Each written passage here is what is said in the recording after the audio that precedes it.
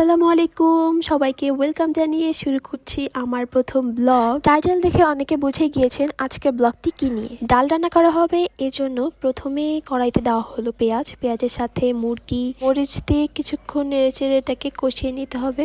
এরপরে পেঁয়াজ বাটা রসুন বাটা দেওয়া হলো, পরিমাণ মতো মরিচ গুঁড়ো, হলুদ গুঁড়ো এবং জিরে গুঁড়ো দিয়ে ভালোভাবে এটাকে মিশিয়ে নেওয়া হচ্ছে। পিকনিকের জন্য এই সকল আয়োজন চলছে। শীতের দিনে মেইনলি রাতে প্রোগ্রাম করতে খুবই মজা লাগে, বাট আমাদের ইমিডিয়েট প্ল্যানের কারণে পিকনিকটা আমাদের দুপুরের দিকে করতে হয়েছে। যাই হোক, মশলা মাখানো মুরগিতে এখন ডাল দিয়ে দেওয়া হলো। ডাল দেওয়ার পর এটাকে খুব ভালোভাবে নেড়ে চেড়ে ডালের সাথে মশলা আর মুরগিকে মিশিয়ে নেওয়া হচ্ছে।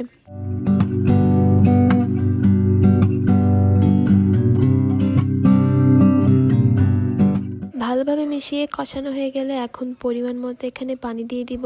যেহেতু অনেক মানুষের অ্যারেঞ্জমেন্ট, যার কারণে ডালের পরিমাণটা একটু বেশি হবে, তাই আমরা 2বারের মতো এখানে পানি দিয়ে দিলাম। এরপর চলে আসলো পোলাও, আর আম্মু এখানে ডেকোরেশনের জন্য পেঁয়াজ বেরেস্তা নিয়ে এখানে সুন্দরভাবে ডেকোরেট করে নিচ্ছে, দেখতে খুব সুন্দর লাগছে।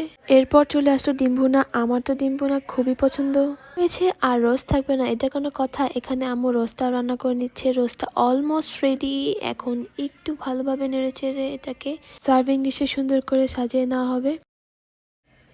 পরই আম্মু আমাকে একটি মাটির প্লেটে সুন্দর করে ডেকোরেশন করে দিল। অনেকেই ভাবে মাটির প্লেটে খাবার নিয়ে কেন স্টিলে বলে খাচ্ছি।